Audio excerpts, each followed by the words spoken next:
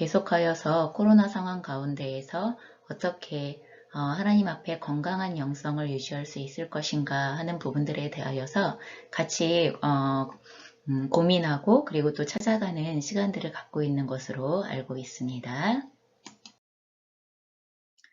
오늘 저희가 함께 나눌 말씀은 요한복음 15장 9절입니다. 한 목소리로 같이 봉독하겠습니다. 아버지께서 나를 사랑하신 것 같이 나도 너희를 사랑하였으니 나의 사랑 안에 거하라. 참으로 가슴 설레이고 그리고 또 들으면 들을수록 너무 소망이 넘치는 그러한 말씀이라고 생각합니다. 이 말씀을 들을 때마다 주님 품 안에 꽉 안기고 싶은 그러한 생각이 가득합니다.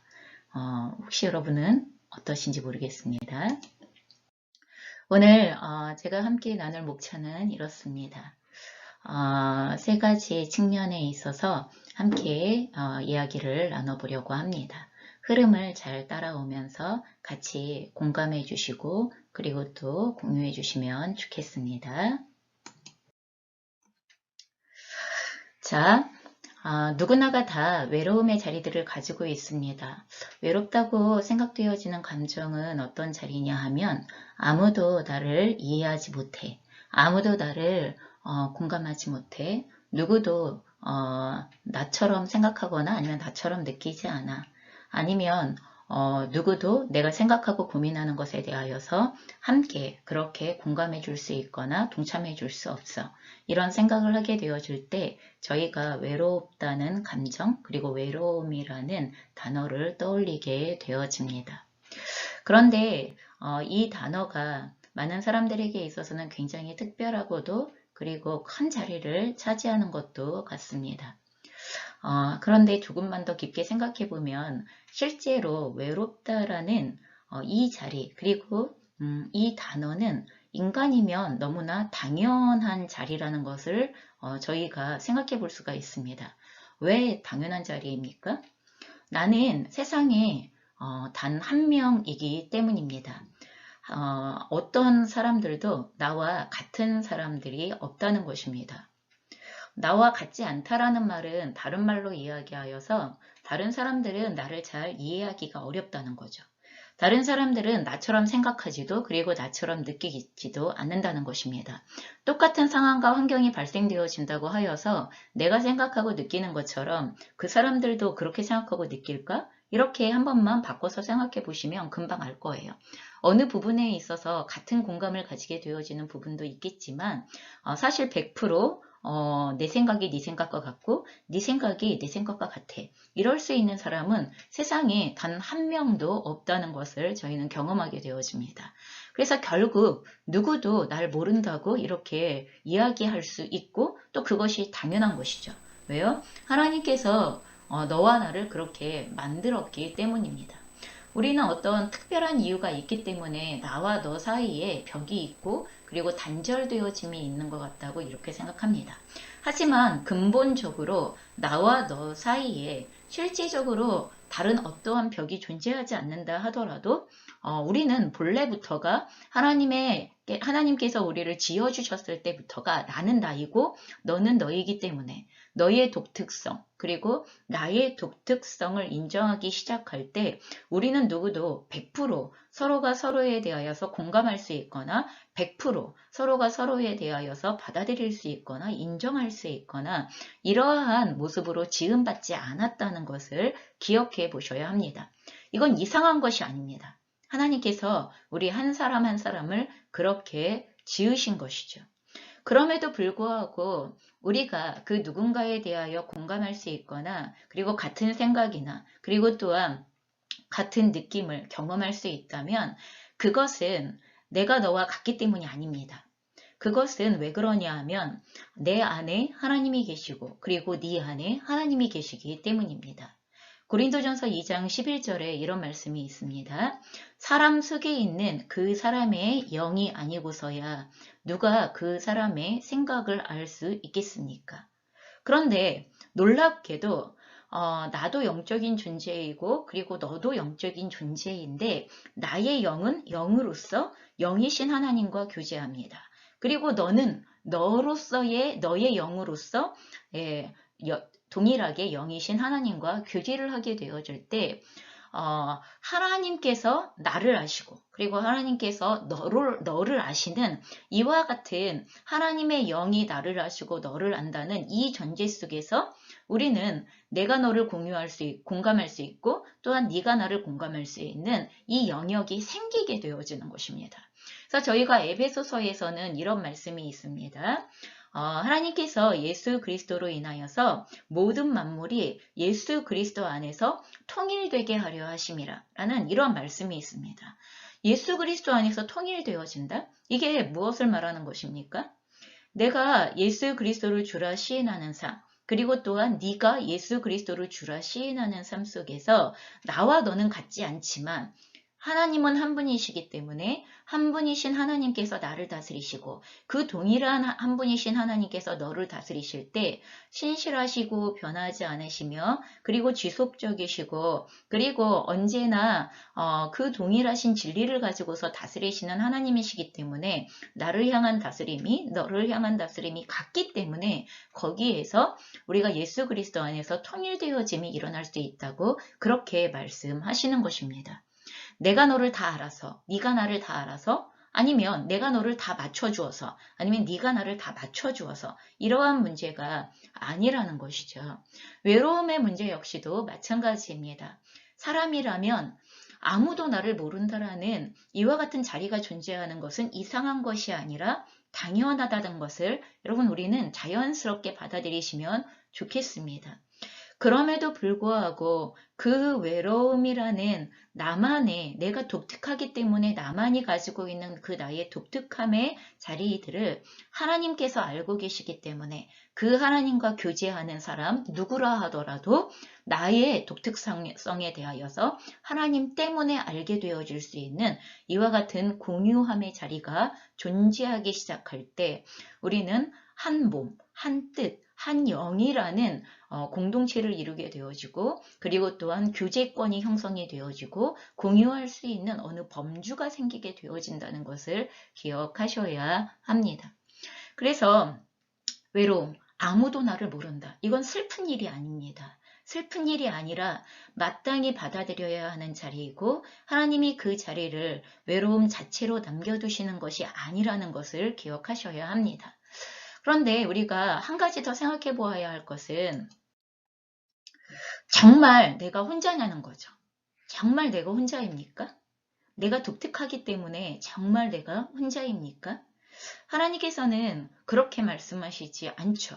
인간 대 인간으로서의 혼자일 수 있는 영역이 있습니다만 그럼에도 불구하고 혼자라고 여겨지는 그 자리조차 하나님께서 혼자가 아니라고 말씀하시는 것이죠. 마태복음 28장 20절은 이렇게 말씀하십니다. 내가 세상 끝날까지 너희와 항상 함께 있으리라. 함께 있으신데 그냥 일시적으로 함께 있으신 게 아니라 항상 함께 있으리라 이렇게 말씀하신다는 것입니다. 여러분 이 말씀이 얼마나 놀랍고도 그리고 얼마나 우리가 실제 믿음으로 화답하지 못하고 있는 말씀인가에 대하여서 생각해 보셔야 합니다.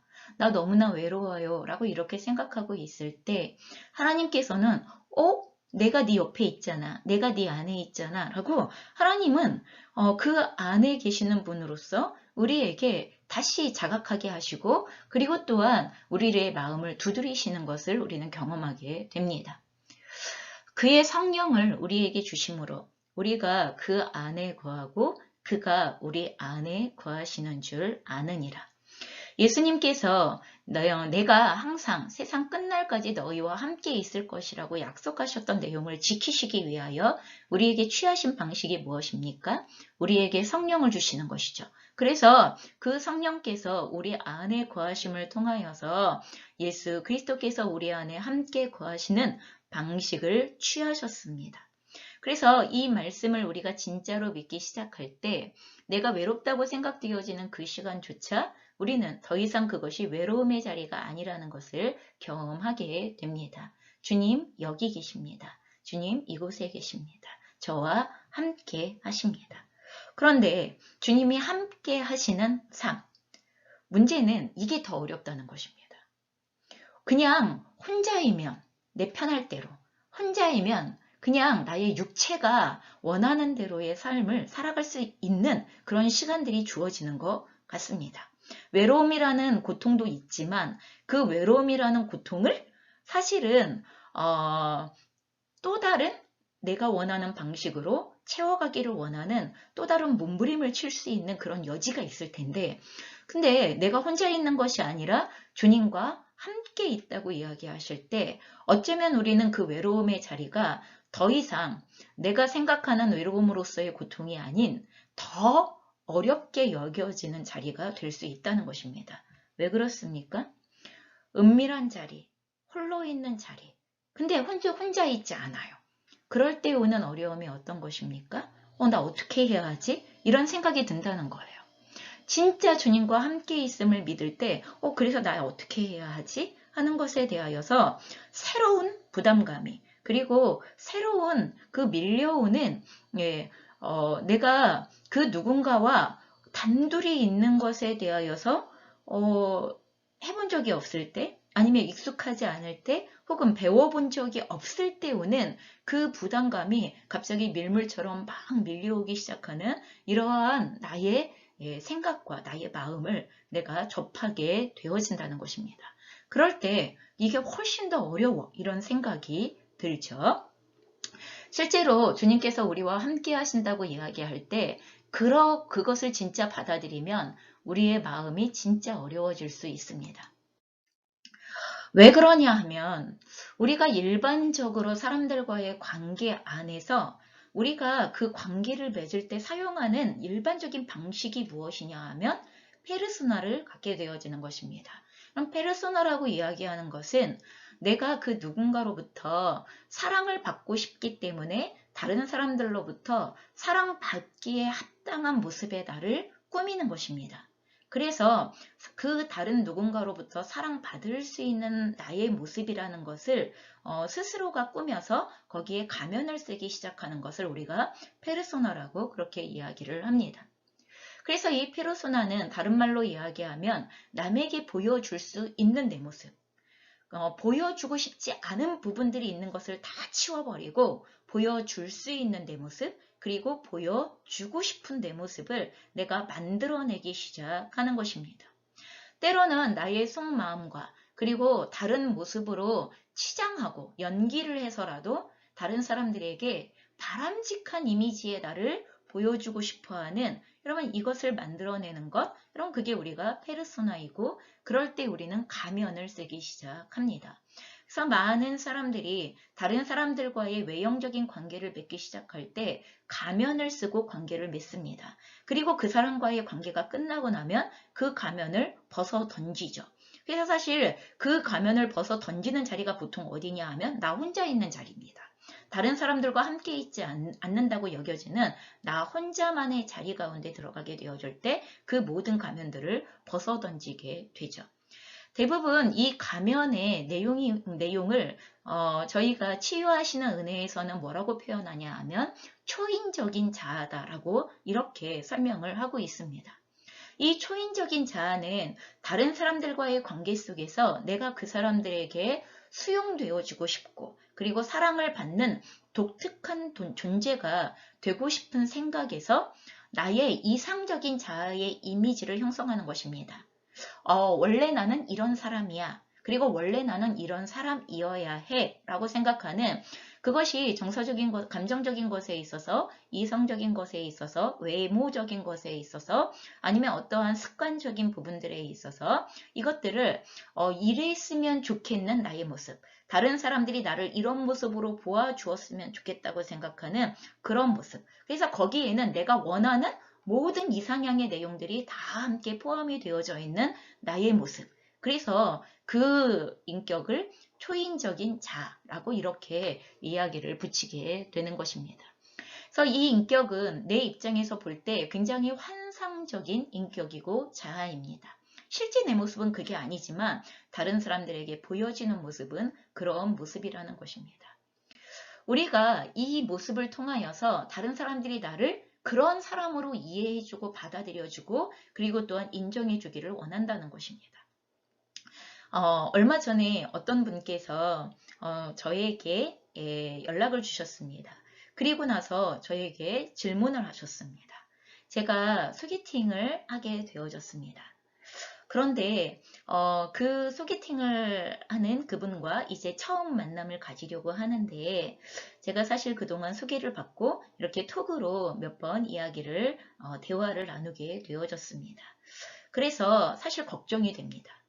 처음으로 만나는 자리인데 이미 톡으로 너무 많은 이야기를 했기 때문에 제가 그 처음 만나는 자리에서 어떠한 모습으로 나가야 할지 그리고 그 처음 만남의 내용을 무엇으로 채워야 할지 잘 모르겠습니다.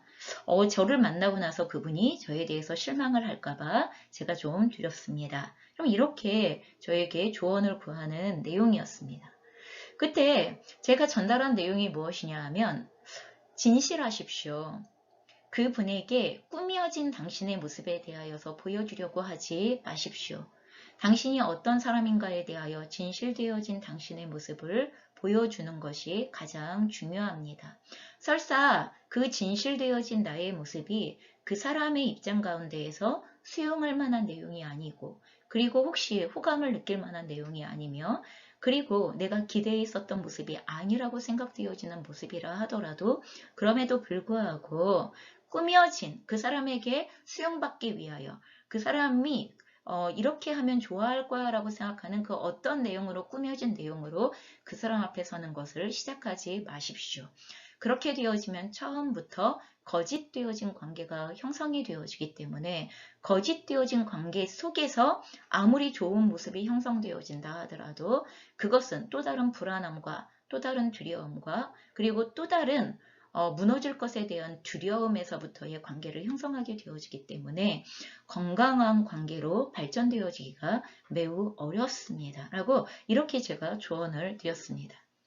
여러분 저희가 그것이 이성과의 교제에서건 아니면 다른 어떠한 사람들과의 관계에 있어서건 가면을 쓰고 누군가를 대하는 것은 이것은 일시적으로 잠시나마 나에 대한 호감을 불러일으킬 수 있거나 그리고 그 사람이 나를 수용할 수 있는 조건이 되어진다고 생각할 수 있을지 모르겠지만 나도 알고 시간이 지나면 그 사람도 압니다. 나는 시작할 때부터 압니다. 그게 내 모습이 아니라는 것을. 그렇기 때문에 그 갭에서부터 시작되어지는 그 두려움과 무거운 짐을 안고 시작하는 관계가 얼마나 어려운가에 대하여서 우리는 고민해 보셔야 한다는 것입니다. 이와 같은 관계가 너무나 오랫동안 다른 사람들과의 관계 속에서 지속이 되어져 왔기 때문에 저희는 내가 너와 언제나 함께 있을 것이라고 내가 너와 네 안에 거하여서 언제나 함께 있을 것이라고 말씀하시는 하나님을 대면함에 있어서 저희는 더 이상 가면을 쓸 수 없다는 것은 알고 있습니다. 더 이상 내가 수용받기를 원하는 방식으로 하나님 앞에 설 수 없다는 것은 알고 있습니다. 왜요? 하나님께서 나와 함께 거하시는 시간은 일시적인 것이 아니기 때문에 그것은 지금부터 시작하여 평생의 날 가운데에 언제나 일정하게 그리고 언제나 함께 하시는 그 시간들 속에 있어야 하는 것이기 때문에 가면을 쓰는 모습으로 그분을 대할 수 없다는 것을 안다는 것입니다. 그래서 가면은 벗기는 벗어야 되겠는데 근데 두려운 거, 그 다음 어려워지는 것이 무엇입니까? 아까 제가 그랬죠. 오히려 혼자가 아닌 게 그게 더 어려울 수 있다고 아까 말씀드렸습니다. 왜 어렵냐 하면 지금까지의 모든 관계들을 사실은 가면으로 대했었던 것들이 너무나 많이 있기 때문에 그 가면을 벗은 상태에서 대하는 것은 도대체 어떤 것인가에 대하여서 우리는 배워본 적이 없기 때문에 그렇습니다. 어떤 관계 안으로 들어가고 어떤 관계를 시작할 때 가면을 쓰지 않은 상태에서 시작한다는 게 무엇인지 가면을 쓰지 않은 모습으로 진정한 나의 모습으로 대면한다는 게 무엇인가를 우리는 이것을 배워본 적이 없기 때문에 이것이 사람하고의 관계건 그리고 하나님과의 올바른 관계건 이것은 매우 어려운 일이 되어줄 수 있다는 것입니다. 자, 더 이상 페르소나를 가지고 하나님을 대할 수 없다는 것은 압니다. 그러면 이제 하나님과의 관계 안에서 우리는 어떻게 하나님을 대할 것인가? 이럴 때 우리는 진정한 나의 모습을 가지고 하나님을 대해야 합니다. 도대체 어떤 게 진정한 나의 모습인가 하는 것에 대하여 우리는 고민스럽죠. 그렇기 때문에 여기에서 진정한 나를 대면하기 위하여 보아야 할 것은 하나님께서 보시는 나, 하나님께서 알고 계신다. 그리고 나도 알고 있는 나, 꾸며지지 않은 나. 그저 내 영이 알고 있고 그리고 하나님께서 너무나 잘 알고 있는 나. 여러분 그 나를 있는 그대로 대면하는 것이 필요하다는 것입니다. 로마서 5장 8절은 우리에게 말씀하십니다. 우리가 아직 죄인 되었을 때에 그리스도께서 우리를 위하여 죽으심으로 하나님께서 우리에 대한 자기의 사랑을 확증하셨느니라. 하나님께서 우리를 사랑하신다고 말씀하셨을 때 그때 우리의 모습이 어떻다고 이야기하시냐 하면 우리가 하나님 앞에서 죄인이었을 때다라고 이렇게 말씀하신다는 것입니다. 아까 저희가 가면 인격을 쓰는 이유가 다른 사람들이 나의 모습을 수용해 주기를 기대하고 사랑해 주기를 기대하는 마음 때문에 가면을 쓴다고 말씀드렸습니다. 그러나 하나님 앞에서는 가면을 쓸 필요가 없죠. 왜요? 이미 우리를 생명을 다하여서 자신의 생명을 내어주심을 통하여서 사랑하신다고 하는 그 자리에서부터가 어떤 자리에서부터였냐 하면 내가 죄인이었음을 하나님께서 알고 계셨던 자리라고 말씀하신다는 것입니다. 그저 실수 하나를 했던 자리를 얘기하는 게 아닙니다. 그것은 하나님을 향하여 대적하고 하나님과 원수되어짐의 자리 가운데 있고 하나님께서 기뻐하시지 않는 모든 그 죄에 대하여서 언제라도 넘어질 준비가 되어져 있고 넘어졌기 때문에 덕지덕지 붙어있는 죄의 그 증거들과 흔적들이 여기저기에 붙어있는 나의 모습. 그게 내가 하나님 앞에 죄인 되었을 때라는 모습입니다.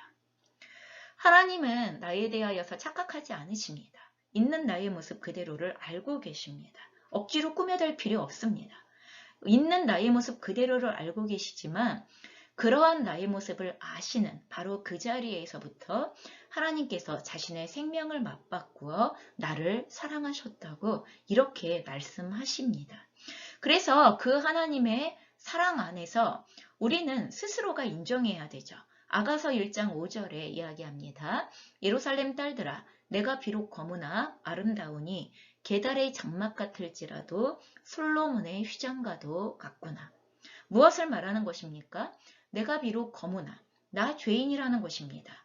그러나 하나님께서 나를 사랑하시니 하나님께로부터 사랑을 받은 존재이니 나는 아름다운 존재가 맞다는 것입니다. 게달의 장막 같다. 여러분 이게 실제로 밖에서 보았을 때 휘황찬란하거나 그리고 거기에 거하여 살고 싶어 할 만한 그러한 아름다운 집 같은 모습이 아니라는 것입니다. 그렇지만 속에 내면의 모습은 어떻다는 것입니까? 하나님이 보시는 나의 모습은 어떻다는 것입니까? 솔로몬의 휘장과도 같구나. 이런 솔로몬의 휘장은요. 성전을 지을 때에 모든 성전의 기구들이나 모든 성전의 재료들이 모두가 다 아름답기는 하지만 여러분 그 성소와 지성소를 맡고 있는 그 휘장은 이루 표현할 수 없는 아름다움이 있는 그러한 모습입니다. 그래서 실제로 나를 대면하는 모습이 나는 죄인의 모습 그대로입니다. 그렇지만 하나님께 사랑을 받은 하나님의 자녀입니다. 아들입니다. 딸입니다. 이 고백 속에서 나는 비록 검지만 아름답고 겉모양은 또한 우리 실제 우리가 널브러져 있거나 그리고 또한 우리가 처해 있는 상황은 게달의 장막과도 같은 모습이지만 그럼에도 불구하고 내가 신앙적으로 그리고 하나님의 믿음의 눈으로 나를 볼 때 솔로몬의 휘장과도 같은 모습이라는 것을 하나님께서 인정하시는 것처럼 내가 인정하는 것이 필요하다는 것입니다. 그래서 베드로전서 2장 9절에서는 우리를 향한 하나님의 정하심에 대하여 우리의 신분에 대하여 그리고 우리의 정체성에 대하여 주님께서 뭐라고 말씀하십니까? 너희는 하나님께로부터 택함을 받은 족속이고 왕같은 제사장들이며 거룩한 나라이며 또한 그분의 소유가 되어진 백성이다 라고 이렇게 우리의 존재하는 방식에 대하여 정체성에 대하여 하나님 편에서 우리에게 부여하신 신분, 하나님 편에서 우리에게 부여하신 모습, 그리고 하나님 편에서 우리를 너는 이런 존재야 라고 말씀하신 그 내용을 우리가 있는 그대로 받아들일 때 여러분 이것이 바로 진정한 나의 모습이라는 것을 우리가 인정해야 한다고 하나님께서 가르쳐 주시기 시작한다는 것입니다. 그러니 여러분 우리의 외로움의 자리 가운데에 하나님께서 우리를 있는 그대로의 모습으로 대면하기 원하여 부르시는 여러분 그 홀로 있음의 시간들, 홀로 있음의 자리들을 하나님의 시각에서 나를 보는 믿음 가운데에서 그와 같은 나의 모습을 가지고 하나님 앞에 달려갈 수 있는 모습이 우리에게 있으면 좋겠습니다.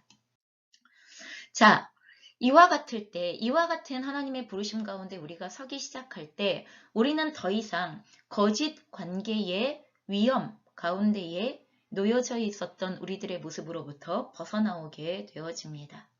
우리는 하나님과의 관계에 있어서조차 사실은 오랜 시간 동안 하나님과 거짓 관계를 가지고 있었던 모습들이 있습니다.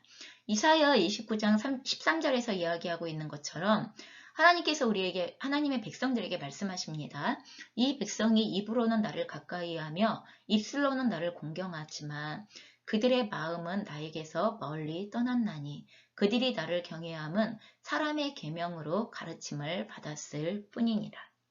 만일 저희가 하나님께서 저희에게 부여하시는 있는 그대로의 진정한 나의 모습으로 하나님 앞에 나아가는 것을 하지 않게 되어지면 어떤 문제가 벌어집니까? 하나님과의 관계에 있어서조차 우리는 거짓 관계를 다시 형성할 수밖에 없습니다. 하나님께서 기뻐 받으실 만한 외형적인 나의 모습을 만들어 놓고 그리고 나의 중심의 모습은 실제 그와 같은 하나님과의 교제를 원하지도 하나님과의 친밀함을 원하지도 또 하나님과의 사랑의 관계를 원하지도 않는 상태에서의 또 다른 것을 가지고 대체사랑으로 살아가려고 하거나 아니면 대체적인 또 다른 가면을 쓰고 살아가려고 하는 이러한 모습으로 나아갈 수 있기 때문에 하나님과의 관계조차 위험한 관계로 형성되어질 수 있다는 것입니다.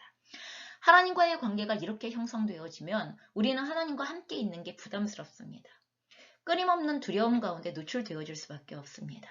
하나님 앞에 계속 우리가 긴장되어진 모습으로 하나님께서 이런 걸 기뻐하시지, 이런 걸 싫어하시지, 이렇게 해야 하지, 저렇게 해야 하지 하는 외형으로서 하나님을 대해야 하는 이 자리 가운데 선다는 게 얼마나 끝이 없는 두려움이고 그리고 언젠가는 탄로날 거야. 언젠가는 끝날 거야. 언젠가는 이 관계는 더 이상 유지되어질 수 없는 상태가 될 거야. 그러면 이렇게 되어지는 관계는 이미 끝을 가지고서 시작하는 관계입니다. 모래 위의 성과 같이 분명히 파도가 밀려오기 시작하면 그 관계는 끊어질 거야 라는 전제 속에서 저희가 하나님과의 관계가 얼마나 오랫동안 얼마나 깊이 있게 지속되어질 수 있느냐는 것입니다. 하나님 앞에서 이미 되어지지 않은 관계가 형성되어지고 나면 저희는 하나님 앞에서 아무것도 기대할 수 없습니다. 하나님이 우리의 마음을 보신다는 것을 알고 있고 또한 하나님께서 우리의 중심을 알고 계시다는 것을 나도 알고 있기 때문에 그와 같은 거짓 관계 속에서 하나님 앞에 어떠한 기도도 어떠한 간구도 그리고 또한 어떠한 소망도 품을 수 없습니다. 하나님이 이미 내 상태를 다 알고 계시는 상황에서 하나님께 내가 도대체 무엇을 간구할 수 있어? 라고 이렇게 생각하기 때문에 그렇습니다. 사단은 우리에게 진정한 관계를 맺는 것에 있어서 거짓말을 하기 시작하죠. 어떤 거짓말을 합니까? 어느 날 굉장히 좋은 관계가 형성되어질 수 있을 것처럼 이렇게 생각합니다. 아까 어떤 분이 저에게 조언을 구하여 그 소개팅에 나아가 그 사람과 아주 좋은 관계가 형성되어질 수 있는 것처럼 이러한 착각을 불러일으키는 이런 모습처럼 이런 관계가 어느 한순간 그리고 어느 한 기점 아니면 굉장히 일시적인 시간들을 통하여서 잘 형성되어지고 건강하게 형성되어질 수 있다고 생각하게 만드는 굉장히 마술 같은 관계 맺기에 대한 꿈을 꾸게 만든다는 것입니다. 그러나 사랑과의 관계와 모든 하나님과의 진실한 관계도 어떤 관계도 이러한 관계는 일어날 수 없습니다. 하나님께서 우리에게 허락하여 주시는 모든 관계는 진실함이 없이 그리고 진실함 안에서의 오랜 시간의 교제가 없이 그렇게 온전하고도 건강한 관계가 맺어져 가는 길은 없기 때문에 그렇습니다. 저희가 하나님과 진실한 교제를 원한다면 가면을 벗으시고 하나님께서 보여주시는 나의 모습을 인정하시고 하나님 앞에서조차 쓰려고 했었던 그 거짓되어진 관계의 유혹을 물리치시고 그리고 무엇을 하셔야 합니까? 하나님의 성품을 알아가기 시작하셔야 합니다. 하나님의 성품에 여러 성품이 있지만 특별히 교제를 위하여 가장 중요한 내용 가운데 하나는 무엇이냐 하면 하나님은 진실하신 분이시고 우리에게 진실함으로 나아오기를 원하시는 분이시라는 것을 기억하셔야 합니다. 시편 145편 18절은 말씀하십니다. 여호와께서는 자기에게 간구하는 모든 자, 곧 진실하게 간구하는 모든 자에게 가까이 하시는도다. 진실하게 간구하는 모든 자에게 가까이 하시는도다. 여러분 이 말씀을 깊게 묵상하시기 바랍니다. 또한 호세아서는 말씀하십니다. 내가 네게 장가들어 영원히 살되 공의와 정의와 은총과 긍휼이 여김으로 네게 장가들며 진실함으로 네게 장가들리니 네가 여호와를 알리라. 여러분 우리가 하나님을 진짜 알아가고자 할 때 진실함으로 하나님을 대면함이 없이 우리는 하나님을 똑바로 알 수 없습니다. 하나님은 우리에게 다가오실 때 진실함으로 다가오십니다. 그리고 우리에게 요청하십니다. 너는 진실함으로 나에게 나아오라고. 내가 너에게 진실함으로 장가드는 것처럼 너는 나에게 진실함으로 나의 신부의 자리요 나의 백성의 자리로 나아오라고 우리에게 말씀하시기 시작하는 것입니다. 진실함 안에서 시작되어지는 교제가 처음에는 어렵습니다. 낯섭니다. 왜요? 지금까지 그런 교제를 해보지 않았기 때문에 지금까지 그런 식으로 누구와의 관계를 만들지 않았던 사람들에게 있어서 더더군다나 하나님 앞에 진실함으로 나아가 거기서부터 관계를 시작한다는 게 얼마나 낯설고 어려운 일인지 모릅니다. 그럼에도 불구하고 이 관계는 건강한 시작이 될 수 있는 관계입니다. 우리가 진실함으로 하나님을 대하는 그리고 진실함으로 하나님과 교제하기 시작하는 날들이 하루가 이틀이 3일이 이렇게 지나가기 시작하면서 실제 우리의 삶에 진정한 친밀함이 형성이 되어집니다. 모든 거짓이 사라진 모든 허망한 것이 사라진 모든 외형적이고도 위선적인 것이 사라진 그와 같은 친밀함이 형성이 되어집니다. 이것이 하나님과 진실한 교제를 끊임없이 지속적으로 가지게 되어지는 모든 그리스도인들 안에서 대면하게 되어지는 경건의 능력입니다. 하나님과의 친밀함은 우리의 힘입니다. 하나님과의 친밀함은 우리의 능력이 되어집니다. 이제 외로움이 아닌 고독의 자리. 하나님께서 우리를 독특하게 지으셨기 때문에 우리의 모두 한 사람 한 사람 안에 있는 외로움의 자리라고 생각되어지는 그 자리는 하나님께서 우리에게 선물로 주신 고독의 자리입니다. 그리고 그 고독의 자리는 하나님의 시각으로서의 나를 어떠한 사람이라고 말씀하여 주시는 진정한 나를 직면하고 대면하는 자리이고 진정한 나를 대면하는 용기에서부터 우리는 진실되어짐으로 하나님과의 진실한 교제를 시작할 수 있습니다. 하나님께서 오늘 우리를 초대하시는 자리, 그 자리가 외로움의 자리일 뿐만 아니라 고독의 자리입니다. 그리고 하나님 앞에서 경건의 능력으로서의 우리가 누리게 되어질 친밀함의 자리가 되어질 것입니다. 오늘 여러분을 그 홀로 있음의 영성, 그 자리로 초대합니다. 홀로인 듯 주님과 함께하는 자리, 놓치지 않으시기를 축원합니다. 함께 기도하시겠습니다. 사랑과 은혜가 충만하신 하나님 아버지, 우리에게 주신 독특함으로 인하여 누구도 범접할 수 없는 자리, 그렇지만 누군가에게 구걸하기 시작하면 한도 끝도 없이 슬퍼지고 또한 어려워지는 자리, 그러나 그 자리에 하나님께서 함께 하시기 위하여 마련하신 공간이라는 것을 인정하면서부터 우리가 대면하게 되어짐에 그 놀라운 자리를 오늘 하나님 앞에 가지고 나아갑니다. 그곳에 주님 계십니다. 그리고 그곳에서 우리를 진정한 나의 모습을 대면할 수 있게 해주십니다. 오늘 진정한 나를 대면함에서부터 시작되어지는 하나님과의 진실한 교제의 자리, 그래서 친밀함의 풍성함을 누릴 수 있는 자리로 오늘 우리가 나아갑니다. 우리를 초대해 주셔서 감사합니다. 상황과 환경으로 인하여서 또한 상황과 환경의 단절로 인하여서 오는 모든 두려움이 하나님과의 친밀함 안에서 그 어떤 누구도 알 수 없는 풍성함의 자리가 되어지기를 간절히 의뢰하며 예수 그리스도의 이름으로 간절히 기도드리옵나이다. 아멘.